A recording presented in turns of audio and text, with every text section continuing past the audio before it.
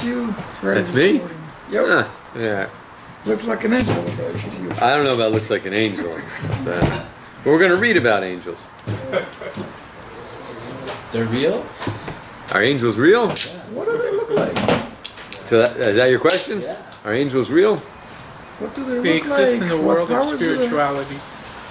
So, I always like to start out with a question, so thank you for asking. Were you actually asking? Or I even? was. No, I was really asking. So, angels are very real. Anything that Judaism says exists is real. But I want to go a little further, just to answer your question. Anything that the non-Jewish world says is real has an element of truth to it, because much of it they stole from us. They bastardized it, though, and corrupted it, and therefore confused the world.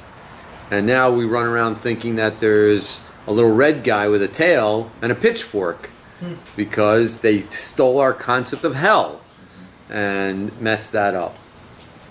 But Judaism believes that there are two worlds that exist simultaneously. A physical world that we are presently in, and a spiritual world. And the spiritual world is exactly what it says. It is a world where physicality doesn't exist. It is a world where only spiritual endeavors and things exist. The problem with understanding a spiritual world is that none of us have a frame of reference. If I were to ask anybody, not just any of you, I would ask anyone to describe something spiritual, and yet I put on them the limitation of you may not use any physical reference, it would be impossible. You cannot describe anything spiritual unless you use some kind of physical reference. Even something as non-tangible. See, tangible and physical are not the same thing. Tangible means you can touch it. Physical means it exists within the physical world. So if you say, well, spiritual are like your thoughts. Well, just imagine I have no idea what a thought is. Explain to me, what's a thought? Well, it's the images. Well, what's an image? You get lost right there. An image is something you see. A thought is an image that you have in your brain. These are all physical things. A spiritual high is something you can articulate without using physical terms. So anything I'm going to explain to you about the spiritual world, you have to understand these are just words to help us get a sensation of a frame of reference. The spiritual world is that which gives the physical world energy, that which gives the physical world its existence. And without the spiritual world, the physical world could not exist.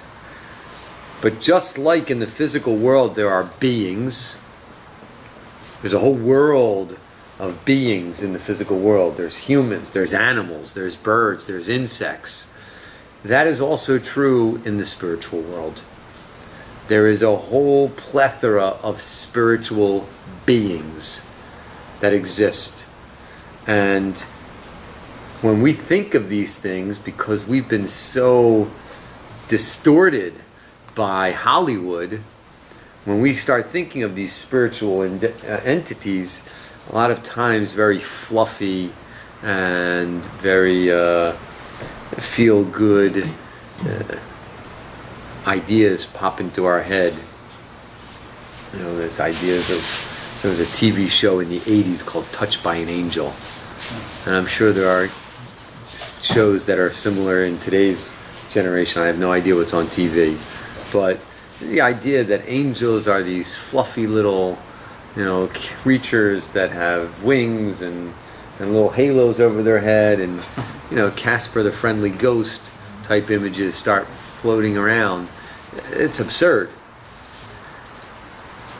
The Talmud actually says that we should be thankful that we don't see any spiritual image, because we would be petrified if we were to glance upon them. And the image that I like to portray for this is, if anyone, how many of you saw Lord of the Rings? Any of the movies Lord of the Rings? So one of the, I forget which one, because I read the books. I like All the wrong. books. Gabe knows my lines already. So I think it's the first movie when they go through the caves, the dwarf caves, and Gandalf says he senses a presence on the, and it's a Balrog. And it's just this fiery creature that takes form. And it, even in the movie, it's a little bit petrifying to look upon it, even though you know it's not real. That would look like a little puppy dog compared to an angel if we actually saw one. An angel is terrifying. At the same time, it is uplifting. Angels are real, but there's a whole plethora. We only know one word, angel. There's demons, called shadim. There are kruvim. There's a whole dialogue of spiritual beings. And the malachim are almost at the bottom of the chain of these beings. So yes, they are very I'm real. gonna ask you like kind of a naive question. So we know all this from the Torah, right? Yeah. It talks about all of it, and basically God told Moses, and Moses wrote it down. Correct. Okay. Okay. Is there any beings with free will in this spiritual world? Yeah, humans. No, this is not a That's spiritual it. world, though. But this is not a spiritual world. But we have a spiritual entity to us. We have an neshama. We have a You said soul. There's insects and there's demons. They don't have souls. They have life force. But they live within the spiritual world, right? So, I mean the physical world. The insects are in the physical world. Oh, so there are no insects or anything in the spiritual world? No, there's spiritual creatures. There are spiritual entities, but none of them have free will. No. But in the spiritual world, the realm that they live in. why do they exist? I understand why they exist in the physical world. Why would they need to exist in the spiritual world if God doesn't really need them? God doesn't need them. Correct. So what's their purpose? In the spiritual world.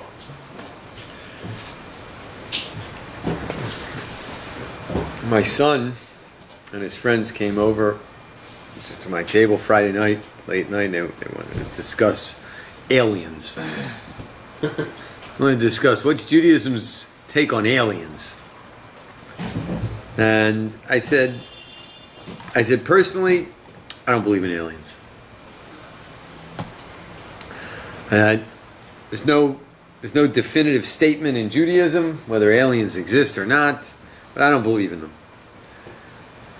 And the reason I don't believe in them is because even if they do exist, they would serve no purpose other than to just be another living creature in the universe that is no different than an insect. Because there is only one being that has free will. There is only one being that God, the creator of the universe, has interaction with, and that is the human being. That's it. But if you take that part of the equation out, i.e. that God created a universe, created humans, and God interacts with those humans, and that interaction is called the Torah. If you take that out of the equation, then the universe becomes nothing other than a mathematical formula. And mathematically speaking, it would be almost unfathomable to think that the universe being the size that it is, that there is not another planet that can sustain life out there somewhere in the universe, and that there therefore would be life on that planet. Be unfathomable. It would be beyond a plausible doubt. Beyond a reasonable doubt.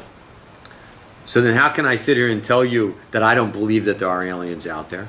Even though mathematically, statistically speaking, the vastness of the universe would suggest that there must be somewhere out there. For the same answer as to your question, Gabe. Because once you plug in that there is an infinite being that created the universe, and that infinite being has a relationship with the human, i.e. us, there has to be some way that we as humans can try to grasp what it means to be an infinite being. And just like I said to you, you cannot describe to me something spiritual. Try. You, just in your own mind right now, try. And please don't raise your hand, that's because it'll just be too much fun for me and a waste of time for everyone else for you to say, no, I did it, because then I'd have to show you that you didn't. Okay? Just trust me. Have your own little game in your mind. Think that you can, and then show yourself how you didn't. Okay? For the very same point, just like you can't grasp the spiritual without using the physical as a reference point, explain to me what an infinite being is. It's so mind-boggling. What does it mean, an infinite being? A being that has no physical entity to it whatsoever.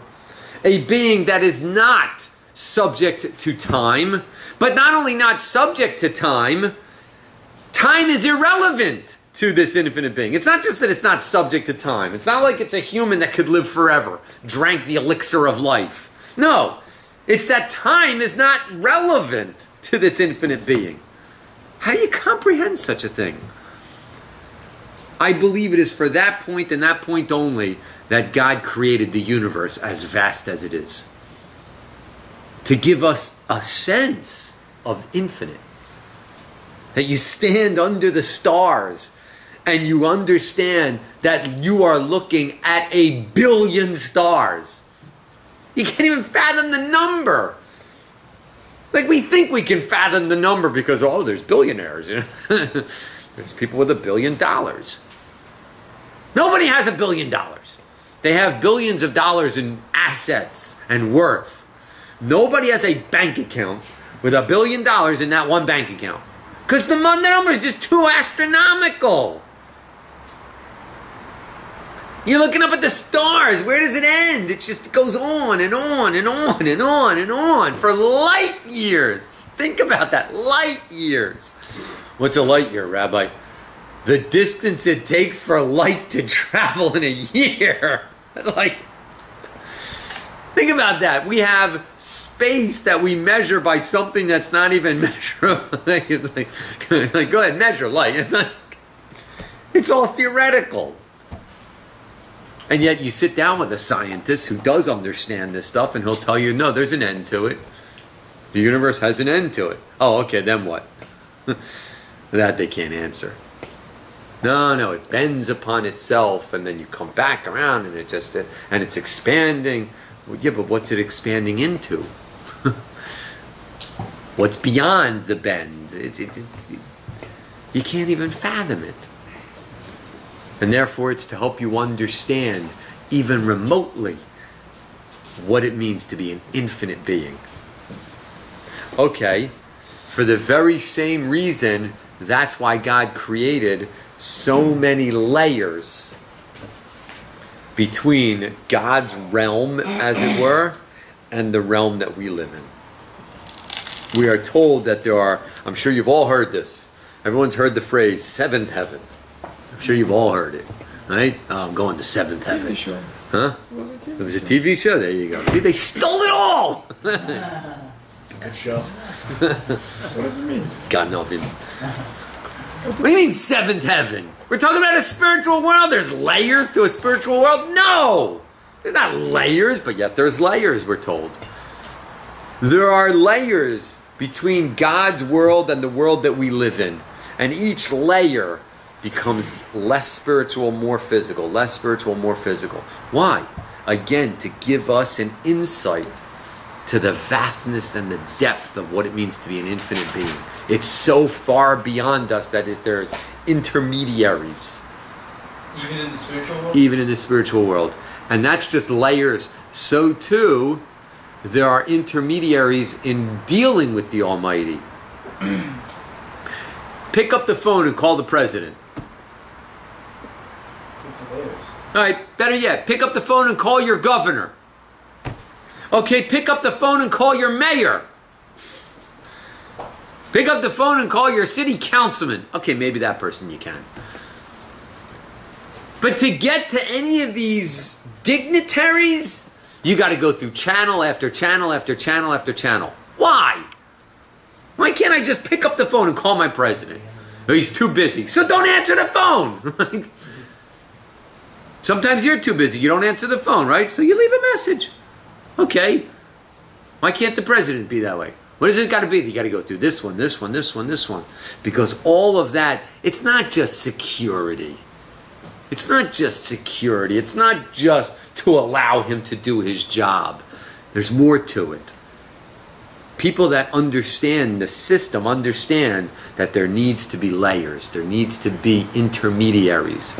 Because those intermediaries actually create a level of prestige. A level of kavod. A level of weight, heaviness. You don't just pick up the phone and call the president. Why? Because he's too high up on the channel. You don't just pick up the phone and call God. Guess what? That is the amazing gift that God gave us. You can. You can pick up the phone and call God. But God still wants us to understand that construct. So therefore, God does it the other way around. You hear that? See, you can't pick up the phone and call the president. But you know what the president can do? Pick up the phone and call you. Or have his secretary do it. You call this guy. The secretary will call. Just because there, it's just because he's too busy. There's no construct to create the distance. It's just the president doesn't have the time to call you and get your voicemail. Call him. If he answers, I'll take the phone. See, so in our world, we've got the construct that people that have weight to them, we can't just pick up the phone and call them, but they can call us. God creates a world where it's reversed. God creates a world where it's reversed, where you can pick up the phone and call the Almighty. Just like that. You don't need any intermediaries. You can talk to God right now. Every single one of us can talk to God right now. And you should talk to God every day, at least once a day. But then we lose the construct. Then there's the familiarity. There's a phrase, familiarity breeds contempt. Some people still know some phrases, thank you. I say phrases, my kids look at me like, why? Who says that? But then we lose the construct. If we could just pick up the phone and call the Almighty, then familiarity breeds contempt because it's too close. Where's the prestige? So God wants us to still have that construct. So God creates it the reverse. God does not deal with the world directly. God doesn't deal with each one of us directly. Instead, God has emissaries. God has a whole plethora of emissaries in the spiritual channel, one lower than the other, that God sends to take care of needs that he doesn't need to, but to create that prestige. Okay?